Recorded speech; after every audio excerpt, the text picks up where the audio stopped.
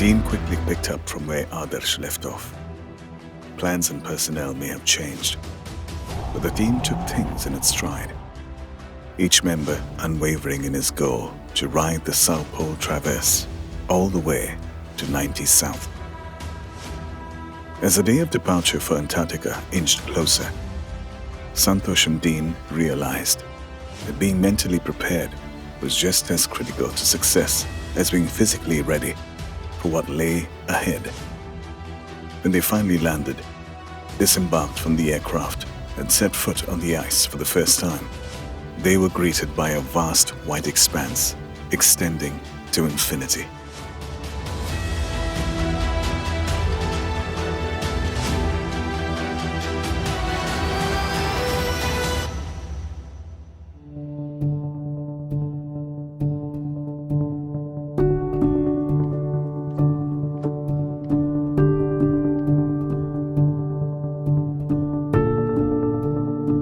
The start line was getting to Cape Town. We went to test in Iceland twice. We just had to figure out so many things. I think it's been a really tough journey so far. Getting to Cape Town was a miracle. This point of me sitting here in Cape Town and being able to talk about it, we've had to spend literally 2 years on this. Right from the first time the idea came up to actually being here, it's taken us 2 whole years and a lot of obstacles in the way, and we've gone back to the drawing board multiple times to figure out how best can we get to the start line. This expedition, trying to get the motorcycle to the South Pole has just taken over my life completely. There is nothing outside of it for me. What the hell am I doing here? That's a bloody good question. You feel safe in this man's hands? This man's hands.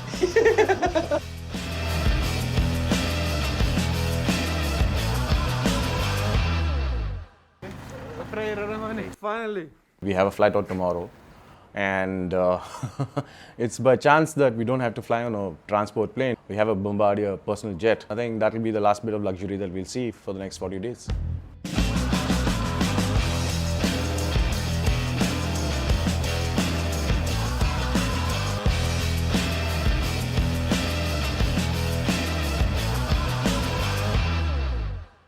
We got the boarding passes. That's the plane. We're ready, let's do it. Let's get on there, get it done.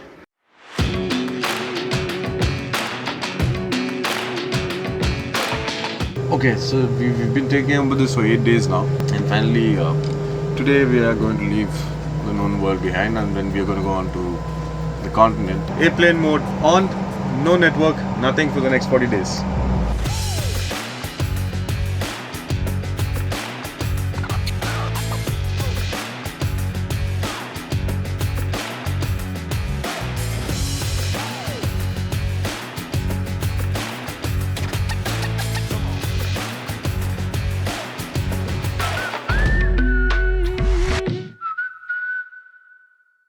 After 2 years, finally we're on the continent, and looks like good weather today.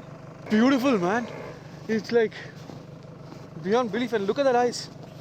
We could just be chipping that and be putting it in our lemon iced teas. This is something else. If the conditions are like this, it should be favourable. If it's like that, we're going to have hard work.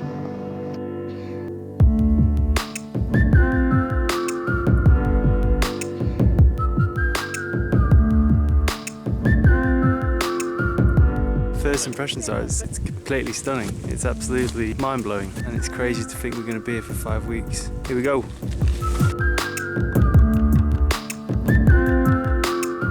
This place is called the Oasis.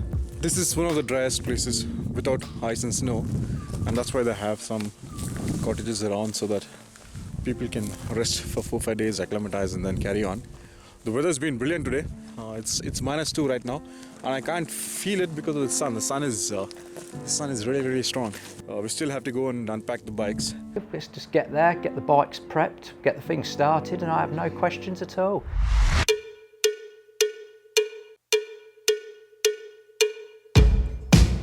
Get the top off, physically unload, and we'll take the one end off. We'll have to wheel the bike out.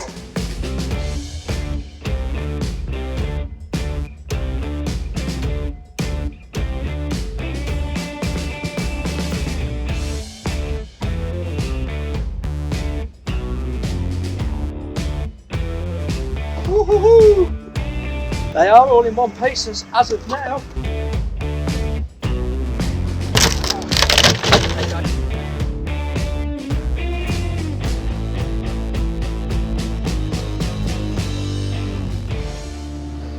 Happy?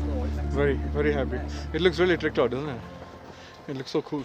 Very relieved. I'll be more relieved when it's up and running. Yeah.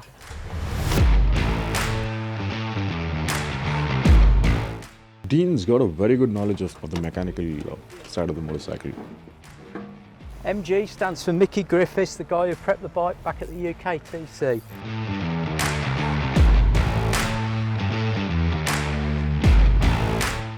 I can put the tank back on. I can't put the seats on until we've got the battery. So I'll get the tank on, we'll get it up on that stand, we'll get the wheels swapped over, and then this one's about ready to run. Put some fuel in it. Get access to the battery tray so we can hopefully get the new batteries in position. Then we'll attach the extra wiring for the heated clothing. Just currently fitting the USB chargers so the GoPros can be powered up. You got the bike sorted out, we got the bikes primed, we changed the tires. Changing a tire, especially a studded one in these kind of conditions, is not easy. Dean managed to do it really fast.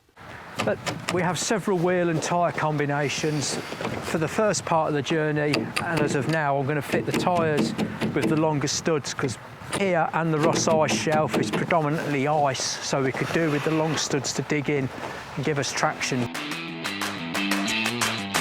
It's a good, reliable, solid, simple motorbike. It's a job, there's no way out of it, we're in it, let's do it.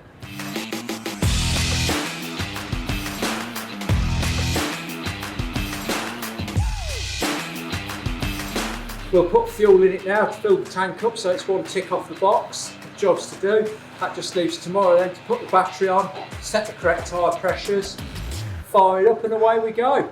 That is the first Royal Enfield to ride Antarctica. The next episode sees the riders firing up the motorcycles and starting their journey from Camp Novo. They're about to find out if their preparations for the challenges ahead were sufficient or not.